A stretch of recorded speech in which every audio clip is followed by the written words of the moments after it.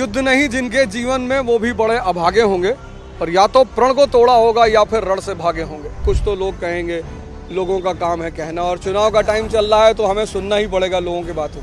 मैं पटपटगंज को एक एजुकेशनल हब बनाने जा रहा हूँ कि यहाँ के किसी भी परिवार को कोचिंग की फीस ना देनी पड़े। देखिए, मैं पढ़ाना नहीं छोड़ूंगा क्योंकि मुझे पहचान उसी से मिली है। भले मैं दिन में 1 ही घंटा पढ़ाऊँ, पर मैं पढ़ाऊँगा।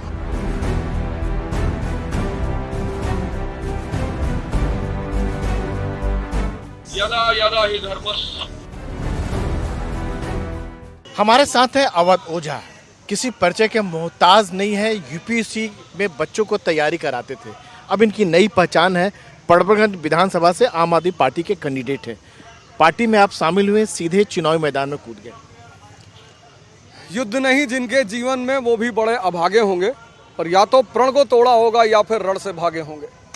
तो अपने जीवन का एक बहुत बड़ा अनुभव लेने के बाद कि शिक्षा है क्या और शिक्षा की भूमिका क्या है, आज मैं बाबा साहब अम्बेडकर की प्रतिमा का अनावरण करने भी आया हूँ। और ज्ञान ने ही व्यक्ति के जीवन को बदला है। तो अभी तक वो अनुभव जो सीमित था, कुछ बच्चों तक था, क्लासरूम तक था, अब मैं उस ज्ञान को, उस अनुभव को उस पूरे देश के साथ बांटना चाहता हूँ। अवध जी, पटपटगंज ही आपने क्यों चुना? क्या पार्टी ने कहा कि पटपटगंज से चुनाव लड़ना है या आपने खुद तय किया? नहीं, मैंने खुद तय किया क्योंकि मेरा घर यहीं पर है, E40 अम्बेडकर पार्क, ठीक इसी सामने, वो आप मेरा घर देख सकते हैं, सामने है। और चूंकि मेरे बहुत सारे लोग, मेरे दोस्त यहाँ पर रहते हैं, और शुरुआती दिनों में जब मैं दिल्ली आया तो यहीं रहा करता था, 7-8 महीने मैं यहीं पे ही था।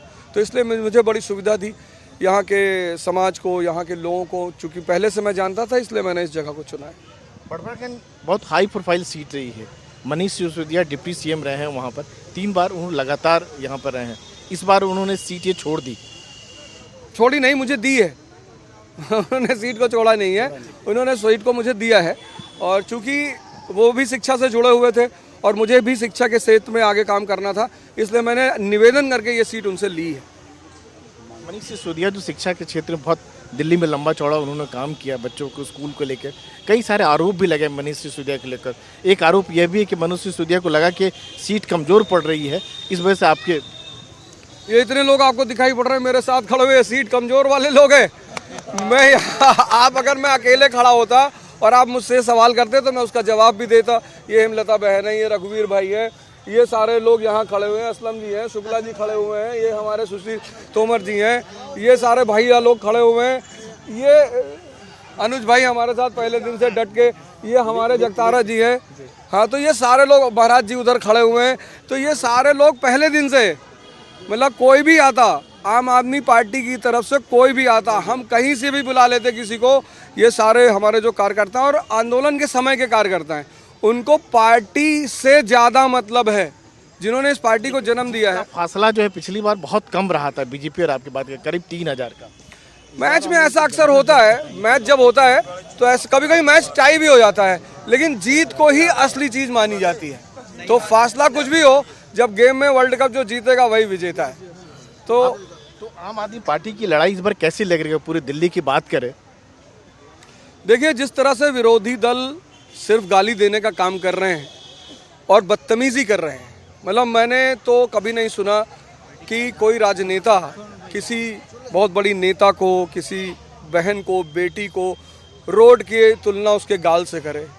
तो मुझे तो ऐसा लगता है कि दिल्ली की हमारी बहनें वो पूरी सीट उनसे पहले ही छीन चुकी हैं, क्योंकि लड़ाई होती है बराबर वालों के बीच में। हम तो जाते हैं तो हम अपना काम गिनाते हैं कि साहब हमने आपको तीर्थ यात्रा दिया, बहनों को बस यात्रा फ्री दी, शिक्षा दिया, मोहल्ला क्लिनिक दिया, महिला सम्मान योजना दे रहे हैं। वो जाते हैं तो कहते हैं आपदा है। मतलब प्रधानमंत्री को 49 मिनट में 43 मिनट सिर्फ केजरीवाल जी का नाम लेना है। लेकिन बीजेपी के साथ साथ जो कांग्रेस जो है इंडिया ब्लॉक में आपके साथ है, वह भी आम आदमी पार्टी पर करप्शन का आरोप लगा रहे हैं, शराब घोटाले का आरोप, कई चीज़ें किस तरह का?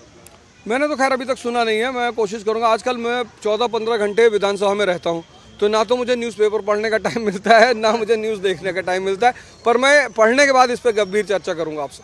कुछ लोग ये भी कह रहे हैं कि पड़पगंज विधानसभा में जो काम हुआ है वो सतही तौर पर काम हुआ है, खासतौर से अपोजिशन आरोप लगाते हैं जमीनी स्तर पर। ये सामने मंडावली स्कूल है, चमक रहा है, यूएस के प्रेसिडेंट की वाइफ आती है, वो यहाँ जाती है, वो सतही तौर पे काम आपको दिखाई पड़ रहा है।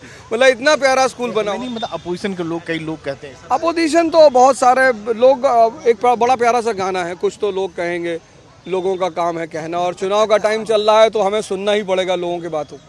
तो यहाँ क्या काम करेंगे पड़पगंज विधानसभा में, क्या आपके लिए? देखिए, मैंने 2-3 पर्सनल अपनी तरफ से काम निकाले हैं। जैसे मैंने देखा यहाँ पार्किंग की बहुत बड़ी समस्या है, मतलब एक बहुत बड़ी समस्या है, पार्किंग है, जाम है, इन सब चीज़ों की एक समस्या है।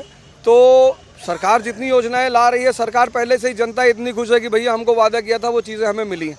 मैं अपनी तरफ से व्यवस्था करूँगा कि जाम किसी तरह से ख़त्म हो और पार्किंग की समस्या दूर हो। और सबसे बड़ी बात, मैं पटपटगंज को एक एजुकेशनल हब बनाने जा रहा हूँ कि यहाँ के किसी भी परिवार को कोचिंग की फीस ना देनी पड़े। मैं जिस दिन इलेक्शन खत्म होगा उसके ठीक 1 हफ्ते के बाद एक सेंटर यहाँ लॉन्च करने जा रहा हूँ। बच्चों को काउंसलिंग दी जाएगी, गाइडेंस दिया जाएगा और कोचिंग दी जाएगी। पटपटगंज के बच्चों को फ्री दी जाएगी। ये बहुत बड़ी बात कर रहे हैं, छात्रों को लेकर बात करें तो हर जगह समस्या थी। बिहार में भी एक अलग तरह की समस्या है, वहाँ बीपीएससी के छात्रों ने देखा होगा। आप ये कह रहे हैं कि जो पटपटगंज के जितने छात्र होंगे जो रहने वाले, उनको फ्री कोचिंग देंगे आप, काउंसलिंग भी देंगे। काउंसलिंग सबसे बड़ी चीज़, क्योंकि हमारे यहाँ जो प्राइमरी स्टेज होती है तैयारी की, लड़का काउंसलिंग नहीं करता, वो घर से उठता है, सीधे जाता, फीस जमा करता है और पढ़ना शुरू कर देता है। जबकि कोचिंग की पहली प्रायोरिटी है काउंसलिंग, कि यार कितने स्टेजेस में तैयारी होती है, पहले स्टेज में क्या करना होता है, तैयारी का मतलब क्या होता है। तो एक जो काउंसलिंग का एटमॉस्फेयर है यहाँ पे, और वो मैं पर्सनल अपने लेवल पे करूँगा। मैं हर घर में जितने बच्चे उनको एनरोल करूँगा, कौन कहाँ तैयारी कर रहा है। और मैं आपको बता दूँ कि मैं इस इलेक्शन तैयारी के दौरान 53 लोगों को, लड़कों को अपने साथ जोड़ चुका हूँ, जो मुझसे यदा कदा मैं बुला लेता हूँ कि आओ मैं बताता हूँ कैसे पढ़ना है, क्या करना है। कोचिंग पर भी कई सारे सवाल उठ रहे थे इस बार दिल्ली में ही बात करें तो, व्यवस्था को लेकर, जिस तरह से बच्चों को रखा जा रहा था, सब देखिए ऐसा है, बाजारीकरण को लेकर। देखिए बाजारीकरण के बाद जब उठती है, जब भी आप क्वालिटी की चीज़ लेंगे ना, क्वालिटी, पहले क्या होता था कि समाज संस्थाओं को फंड करता था। आश्रम क्या होता था, वहाँ कोई पैसा नहीं लगता था। मान लिया हमने यहाँ एक आश्रम खोला है, तो ये जितना पूरा समाज है ये उस आश्रम को फंड करेगा। भाई शिक्षक आपको पढ़ाएगा, वहाँ बड़े सारे एम्प्लॉयमेंट होंगे, उनका रहना, खाना पीना, खर्चा, तो वो पहले समाज देखता था। समाज ने उस जिम्मेदारी को छोड़ दिया। तो जब समाज ने उस जिम्मेदारी को छोड़ा, तो अब स्वतः उसको संचालित करने के लिए धन की तो आवश्यकता पड़ेगी, और जब वो पड़ेगी तो मैनेजमेंट उसको करे। एक अंतिम सवाल की, पटपटगंज के बच्चों को आप फ्री ऑफ कॉस्ट, जैसा आप कह रहे हैं, पढ़ाएंगे बिल्कुल, लेकिन पूरे दिल्ली के लिए आप क्या कहना चाहेंगे, क्योंकि शिक्षा आपकी पहचान रही है जिस तरह से? आपने शुरुआत में ही कहा, देखिए मैं पढ़ाना नहीं छोड़ूंगा, क्योंकि मुझे पहचान उसी से मिली है। भले मैं दिन में 1 ही घंटा पढ़ाऊँ, पर मैं पढ़ाऊँगा। और जो मॉडल मैं पटपटगंज का बनाऊंगा, दिल्ली सरकार ने चाहा तो मैं उस पूरे मॉडल को पूरे दिल्ली में लागू करूंगा। और इसमें लड़ाई कैसी है अगर बात करें तो, चुनाव की बात करें तो? खेल और राजनीति में लड़ाई हमेशा मजेदार होती है। जो अच्छा खेलेगा वो जीतेगा। जीत के प्रति कितनी आश्वस्त हैं? पूरा आश्वस्त हूँ। इतने सारे लोग हैं, इतने लोग मेरे साथ हैं, जिस घर में जाता हूँ सब इतना प्रेम दे रहे हैं, तो मैं जीत के प्रति पूरा आश्वस्त हूँ। तो ये थे आम आदमी पार्टी के पटपटगंज के कैंडिडेट अवध ओझा, कि अपने जीत के प्रति पूरी तरह से आश्वस्त हैं। पटपटगंज से कैमरामैन मनोज ठाकुर के साथ राजीव रंजन, NDTV इंडिया।